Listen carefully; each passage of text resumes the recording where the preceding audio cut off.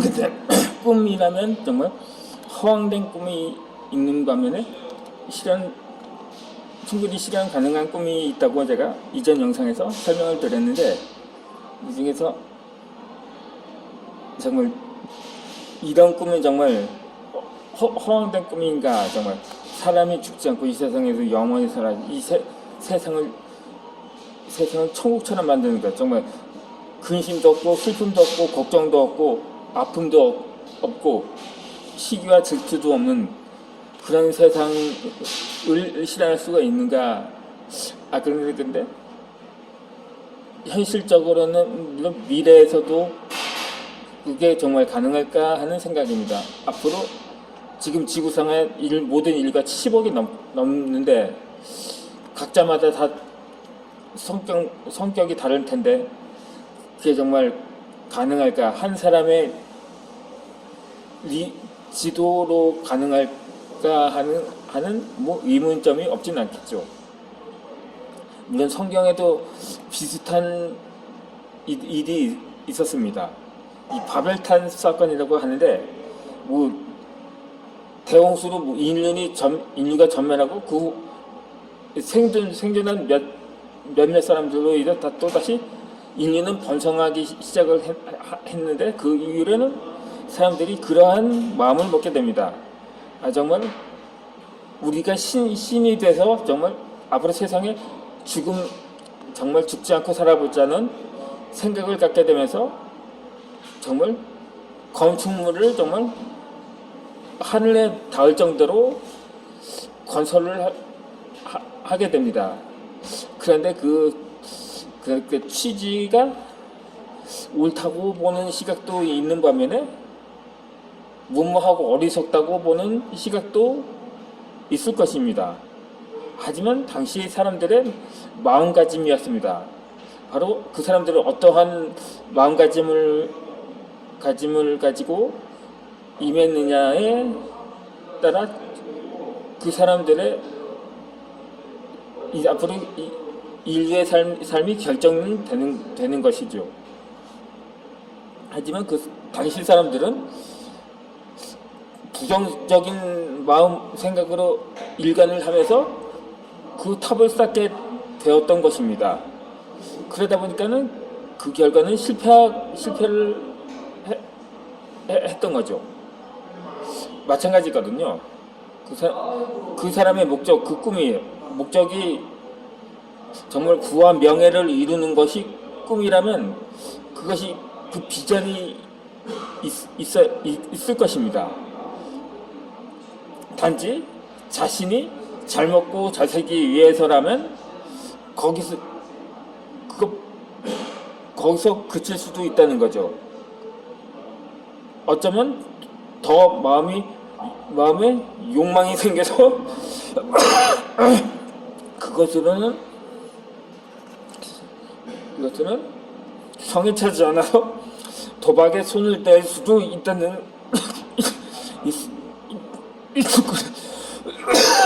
것입니다. 만약에 도박에서 잃는다면 그것이 집무서와 땅문서까지 동원할 것이고, 그것도 모자라 가족까지 팔아넘긴 사례가 역사적으로 있었거든요. 결국 나뿐만 아니라 그 공동체뿐은 물론 그 나라까지 망칠 수 있다는 점입니다. 그러니까는 품앗이가 필요하다는 것입니다. 즉 오블리주의 마음을 가지고 자신의 꿈을 이룬다면 그야말로 더할 나위가 없는 것입니다.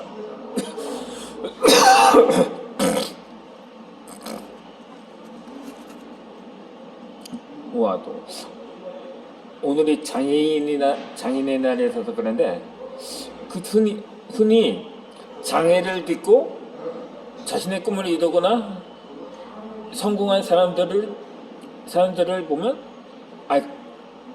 그 사람들은 대부분 후천적 장애인이라고, 선천성 장애인들이 성공했다는 말은 들어보지 못했다고 반박을 하는 사람도 있습니다.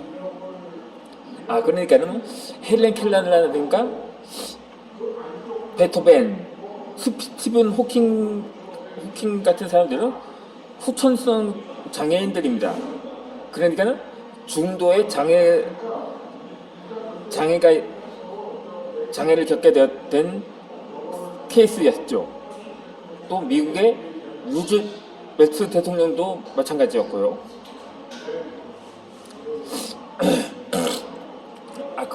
그런데 꼭 그렇지만은 않습니다. 태어나서부터 신체의 일부나 어디가 부족하게 태어난 사람들, 그러니까 지능지수라든가 그런 사람들도 노력 끝에 성공한 사람들이 찾아보면 많습니다. 닉 부이치지라든가 오카모토 유난스케와 같은 사람들은 전부 태어났을 때부터 장애를 갖고 태어난 사람들입니다. 그럼에도 불구하고 자신의 처지에 연연하지 않거나 비관하지 않은 결과 오늘의 그 이름이 세계적으로 알려질 수 있게 된 것입니다.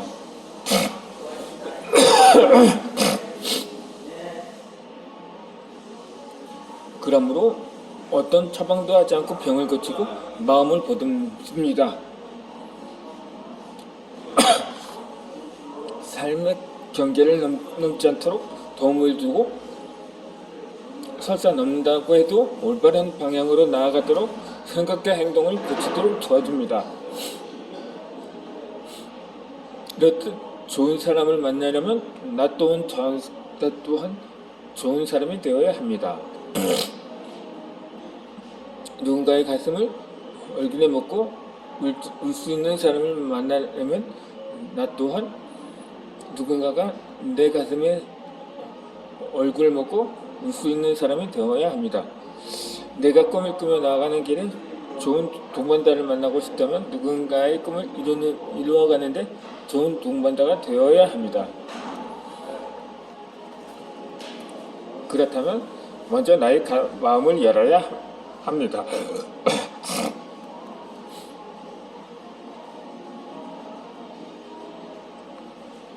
사람의 두뇌는 전자와 같습니다. 여러 개의 전지를 연결하게 되면 한 개의 전지보다 훨씬 더 큰 에너지를 얻을 수 있습니다. 마찬가지로 사람의 두뇌라는 전지도 한 사람보다는 여러 사람의 두뇌가 모여 연결이 될 때 훨씬 더 큰 시너지 효과를 낼 수 있는 것입니다. 다시 말하면 두 사람 이상이 모여서로 조화를 이룰 때 한 사람보다 월등하고 큰 아이디어를 만들어낼 수 있습니다. 이것은 전지를 여러 개 사용해서 결합하는 것이 전지 한 개를 사용하는 것보다 훨씬 더 큰 에너지를 낼 수 있는 원리에 같습니다. 이 원리를 이해하면 다른 사람들의 에너지를 잘 이끌어내고 좋은 협력자로 만들 수 있는 것입니다. 여러 사람이 함께할 때 혼자서는 도저히 할 수 없는 일들도 잘하게 됩니다. 혼자라면 망상으로 끝나버릴 일들도 현실로 만들 수 있는 것입니다.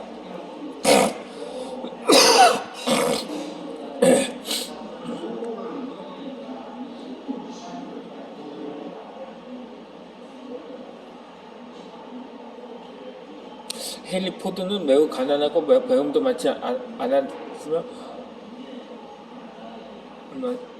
세상 돌아가는 이치도 잘 모르는 상태에서 사업을 시작했습니다. 그러나 불과 10년 만에 그는 이와 같은 불리한 점을 극복하고 미국 최고의 사업가가 되었습니다.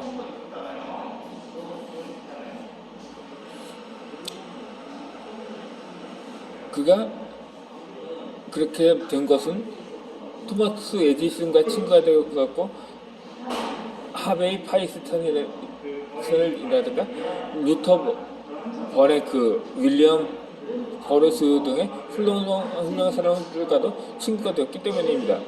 이들과 교류하면서 얼마나 많은 조언과 도움을 받았겠습니까?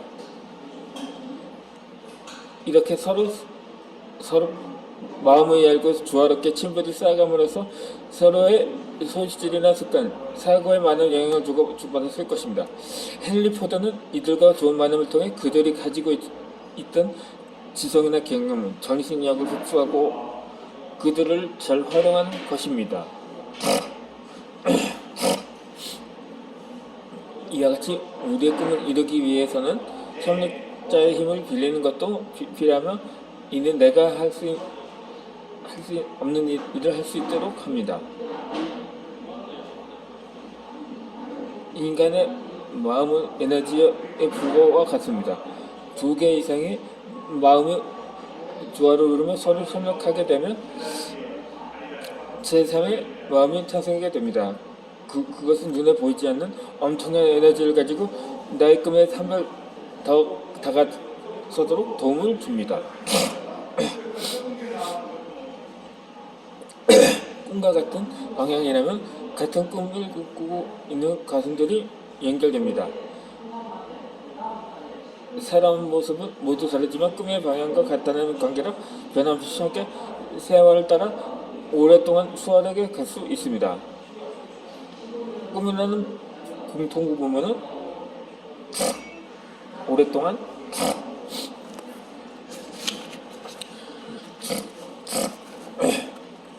허물없이 오래갈 수 있도록 서로의 마음을 열게 합니다. 특히 꿈을 먼저 이루는 사람이라면 뒤따라오는 사람의 마음을 더 잘 헤아릴 수 있고 누구보다 잘 도와줄 수 있습니다. 무엇보다 중요한 것은 오래도록 그 꿈을 지켜두고 키워주는 것입니다. 꿈을 향하는 걸음은 100m 달리기가 아니라 마라톤처럼 오래 달리는 것입니다. 한번 꿈을 꾸고 한번 잠시 동행하는 일은 쉽습니다. 그러나 한 마음으로 오래 동행하고 서로 협력하는 일은 정말 쉽지 않습니다. 한결같이 함께 잘 가는 것, 끝까지 가는 것, 그것이 오래 달리기, 오래 동행하기입니다. 어느 모임에서 한 교회 장로님이 이런 농담을 했습니다. 20년 동안 마누라를 바꿔달라고 다 간절히 기도했습니다. 그 농담을 듣고 많은 사람들이 숨턱을 치고 크게 웃어댔습니다. 그리고 나서 자신의 결혼 생활에 관한 이야기를 나누며 웃기도 하고 울기도 하며 수많은 사연을 털어놓았습니다. 부부가 한평생 긴 세월을 함께 살면서 한 번도 싸우지 않고 아무런 문제 없이 살기는 참으로 힘든 일입니다. 대부분 사연이 있고 우여곡절이 많습니다.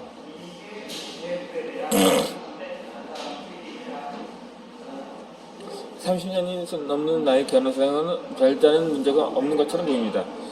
그렇지만 나에게도 힘든 시간이 있었고 심한 갈등은 어려움을 겪기도 했습니다. 지금도 가끔 서로를 오해하고 심하게 다투기도 합니다. 그러나 나의 아내가 몹시 아프거나 영영 볼 수 없을 때를 생각하면 내가 화를 낸 것을 몹시 후회할 것입니다. 별것 아닌 걸 가지고 사람을 아프게 하고 나중에 아내와 영영 이별할 때 그때 좀 더 잘해줄 걸 하며 후회할 것이 분명하기 때문입니다. 꿈의 방향이 같으면 언제든지 힘이 들거나 도움이 필요할 때 서로에게 힘이 되어주고 든든한 목숨 침묵이 되어줄 수 있습니다.